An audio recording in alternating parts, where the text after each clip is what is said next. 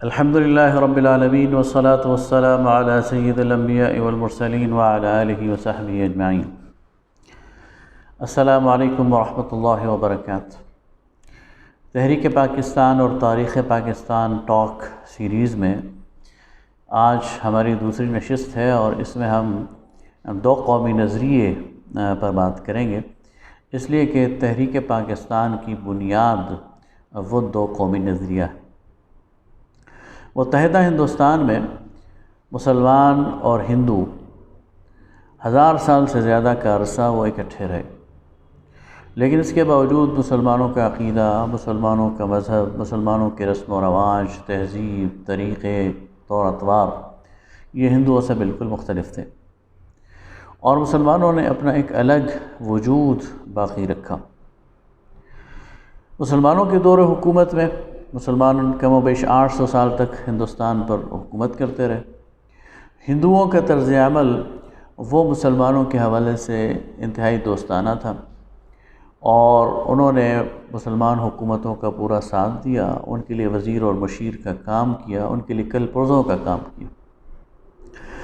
اس طرز عمل کی وجہ سے مسلمانوں کے اندر ایک طبقہ ایسا تھا جو ہندوؤں کے بارے میں بڑی خوشگمانی میں مبتلا تھا، اور وہ یہ سمجھتا تھا کہ جس طرح مسلمانوں کے دور حکومت میں ہندو اور مسلم امن و آشتی کے ساتھ ایک ساتھ رہتے تھے اور ایک دوسرے کے دکھ سکھ کو بانٹتے تھے، اور اپنے اپنے الگ تشخص پر قائم رہتے ہوئے بھی کاروبار حکومت اکٹھا چلاتے تھے، تو جب انگریز چلا جائے گا تو تب بھی مسلمان اور ہندو اکٹھے رہ سکتے ہیں اور امن اور سکون کے ساتھ کاروبار حکومت چلا سکتے ہیں۔ لیکن سر سید احمد خان وہ پہلی شخصیت ہیں جنہوں نے ہندوؤں کے جو پوشیدہ عزائم ہیں اور جو ان کے دلوں کے اندر مسلمانوں کے لیے نفرت تھی اس کو بھانپ لیا، اور انہوں نے وہ پہلی شخصیت ہیں سر سید احمد خان جنہوں نے مسلمانوں کو اپنا الگ تشخص قائم کرنے پر زور دیا اور یہ کہا کہ مسلمان ہندوؤں سے بالکل ایک الگ انٹیٹی ہیں۔ سر سید احمد خان کی اگر تعلیمات کا جائزہ لیا جائے تو بنیادی طور پر 4 تھیں۔ پہلی بات تو وہ متسلسل سے یہ کہتے تھے کہ مسلمان ایک الگ تشخص رکھنے والی قوم ہے، جسے ہر صورت میں یہ تشخص الگ ہی رکھنا ہے، اور کسی بھی طرح وہ ہندوؤں کے ساتھ مکس نہیں ہو سکتے۔ دوسری وہ یہ بات کہتے تھے کہ مسلمانوں کو ہندوؤں کی طرح آگے بڑھ کر انگریز کی وفاداری کا ثبوت دینا چاہیے، اور انگریزوں کے سامنے یہ پیغام نہیں جانا چاہیے کہ مسلمان ایک باغی قوم ہے اور مسلمان ان کے اقتدار کو تسلیم نہیں کرتے، بلکہ مسلمانوں کے مفاد بھی یہ ہے کہ وہ انگریزوں کے ساتھ وفاداری کا جو تعلق ہے اسے استوار کریں، اور انگریز کی حکومت میں جو مناسب مسلمان حاصل کر سکتے ہیں وہ حاصل کریں، اور تعلیم کے اور دیگر ملازمت کے جو مواقع ہیں ان پر مسلمانوں کا حق ہے اور وہ مسلمانوں کو حاصل کرنے چاہیے۔ تیسری بات وہ یہ کہتے تھے کہ مسلمانوں کو انگریزی زبان سیکھنی چاہیے، مسلمانوں کو جدید علوم سیکھنے چاہیے، اس لیے کہ ہندو انگریزی زبان میں اور جدید علوم میں بہت آگے بڑھ رہے ہیں، اور پھر ایک وقت ایسا آئے گا کہ مسلمان یہ پسماندگی کا شکار ہو جائیں گے، بے روزگاری کا شکار ہو جائیں گے، غربت اور افلاس کے شکار ہو جائیں گے، جبکہ ہندو ان پر آگے بڑھ کر ان پر حکومت کریں گے۔ اور چوتھی بات وہ یہ کہتے تھے کہ مسلمانوں کے عقائد اور فلسفے میں بہت ساری ایسی چیزیں ہیں جو آج کے دور کے لوگوں کو سمجھ نہیں آتی، لہٰذا ان کو اپنے عقیدے اور فلسفے کو ریشنلائز کرنا چاہیے اور عقلی بنیادوں پر اثر نو استوار کرنا چاہیے۔ تو سر سید کی جو یہ عقائد تھے یہ ظاہر مسلمانوں کے لیے اجنبی تھے۔ ان میں سے جو پہلی بات ہے کہ مسلمانوں کا الگ تشخص ہے، اس پہ تو کسی کو اعتراض نہیں تھا، اور بہت سارے لوگ یہ بات کرتے تھے، لیکن اس لحاظ سے سر سید کو ہم دو قومی نظریے کا بانی قرار دے سکتے ہیں۔ لیکن جو ان کی بات تھی کہ مسلمانوں کو آگے بڑھ کر انگریزوں کا وفادار ہونا چاہیے، اس پر انہیں کافی تنقید کا نشانہ بنایا گیا۔ اسی طرح وہ جو یہ بات کرتے تھے کہ مسلمانوں کو اپنے عقائد اور فلسفے کو ریشنلائز کرنا چاہیے، مثلا جنت اور جہنم کا تصور ہے، مثلا آخرت کا تصور ہے، مثلا جنات کا تصور ہے، ملائکہ کا تصور ہے، تو اس بارے میں وہ یہ کہتے تھے کہ اس کو اس پیرائے میں بیان کیا جائے کہ آج کے دور کے انسان کو وہ سمجھ آئے اور وہ اس کا مذاق نہ اڑائے یا اس کے انکار کے در پہ نہ ہو جائے۔ اس پر بھی ان پر شدید تنقید کی گئی اور یہ وجہ بھی تھی۔ اور جہاں تک ان کی یہ بات تھی کہ مسلمانوں کو انگریزی کی تعلیم حاصل کرنی چاہیے، تو اس کے لیے انہوں نے کوشش بھی کی، انہوں نے اس کے لیے تعلیمی ادارے بھی قائم کیے، اور پھر علی گڑھ یونیورسٹی وہ بھی اسی تحریک کا نتیجہ ہے۔ تو بجا طور پر ہم یہ کہہ سکتے ہیں کہ سر سید احمد خان اگرچہ ان کی کچھ کنٹروورشل تھاٹس تھیں، کچھ متنازعہ انہوں نے باتیں کہیں، لیکن دو قومی نظریے کے حوالے سے وہ پہلی شخصیت ہیں جنہوں نے ہند میں مسلمانوں کو الگ تشخص پر زور دیا، اور پھر انہوں نے جو تعلیمی تحریک برپا کی، اس نے ایک نسل ایسی تیار کی جنہوں نے تحریک پاکستان میں آگے بڑھ کر بہت بڑا کردار ادا کیا۔ دوسری شخصیت دو قومی نظریے کے حوالے سے ہمارے سامنے علامہ اقبال کی آتی ہے۔ میں یہ بات کہہ چکا ہوں کہ بر صغیر میں ایک اچھا خاصا طبقہ ایسا موجود تھا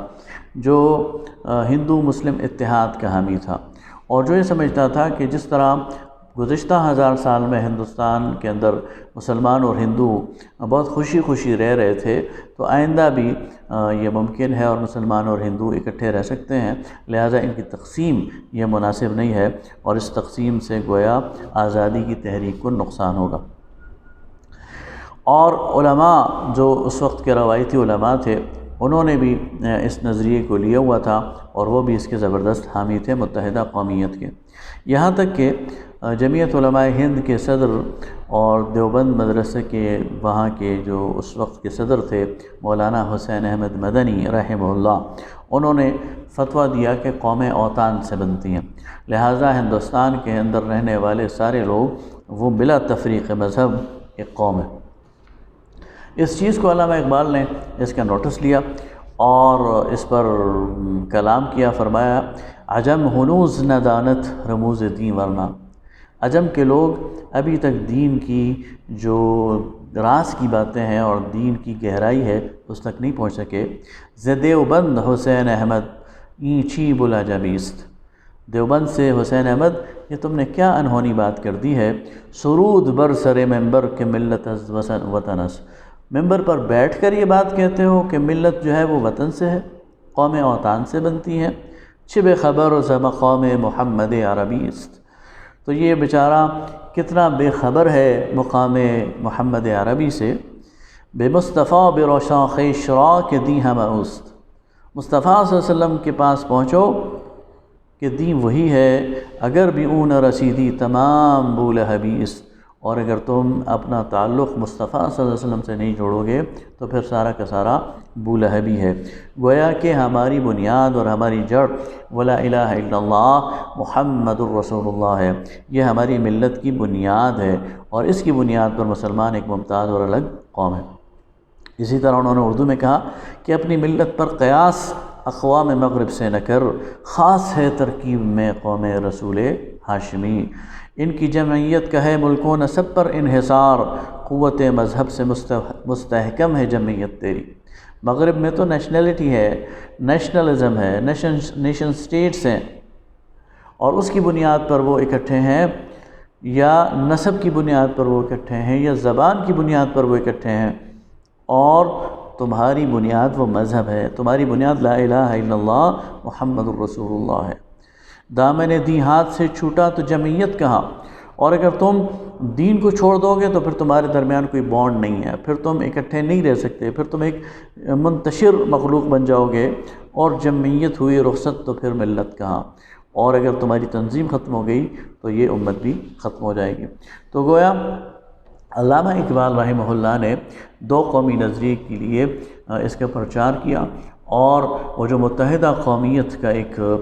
سحر تانی تھا اس کو توڑا۔ بر صغیر پاک و ہند میں دو قومی نظریے کے حوالے سے پھر ایک اس کے پشتیبان کی حیثیت سے جو تیسری شخصیت ہمیں نظر آتی ہے وہ سید ابو الاعلیٰ مودودی رحمۃ اللہ علیہ کی ہے۔ میں بتا چکا ہوں کہ عموماً بر صغیر کے عوام و خواص پر متحدہ قومیت کا سحر طاری ہو رہا تھا، اور خصوصاً علماء اس کے علمبردار تھے، اور وہ یہ بات کرتے تھے کہ مسلمان اور ہندو وہ ایک جگہ رہنے والے یہ سارے ایک قوم ہیں، اور انہیں مذہب کی بنیاد پر تقسیم نہیں کیا جا سکتا۔ مولانا حسین احمد مدنی اس کے علمبردار تھے، مولانا ابوالکلام آزاد اس کے علمبردار تھے، بڑے بڑے مشاہیر اس کے علمبردار تھے۔ ایسے موقع پر سید مودودی نے 1931-32 سے لے کر اور 1941 تک پورے 10 سال اپنے رسالہ ترجمان القرآن میں ایک مضامین کا سلسلہ لکھا جو تحریک آزادی ہند اور مسلمان اس کے نام سے چھپا۔ اس میں سید مودودی نے مسئلہ قومیت وہ بھی لکھا، اور اس کے اندر یہ بات بالکل دلائل قطعیہ سے واضح کر دی کہ مسلمان ہر لحاظ سے ایک الگ قوم ہے، اور قومیں جہاں رنگ پر بنتی ہیں، قومیں جہاں نسل پر بنتی ہیں، قومیں جہاں زبانوں پہ بنتی ہیں، ان سے اعلیٰ اور ارفع وہ قوم ہے جو دین کی بنیاد پہ بنتی ہے، جو لا الہ الا اللہ کے عقیدے کی بنیاد پہ بنتی ہے، اور اس لحاظ سے بر صغیر کے مسلمان بالکل ایک الگ قوم ہے۔ گویا دو قومی نظریے کو ایک فکری بنیاد فراہم کر دی، ایک دینی بنیاد فراہم کر دی، اور یہ وہ چیز تھی جس کو مسلم لیگ کے جو ورکرز تھے وہ یہ پمفلٹ اپنے جلسوں میں تقسیم کرتے تھے اور لوگوں میں جا کر تقسیم کرتے تھے، اور اس طرح اپنے وہ جو تحریک پاکستان کا جو سلوگن ہے اور جو اپنی بات ہے وہ لوگوں تک پہنچاتے تھے۔ اگلی نشست میں انشاءاللہ ہم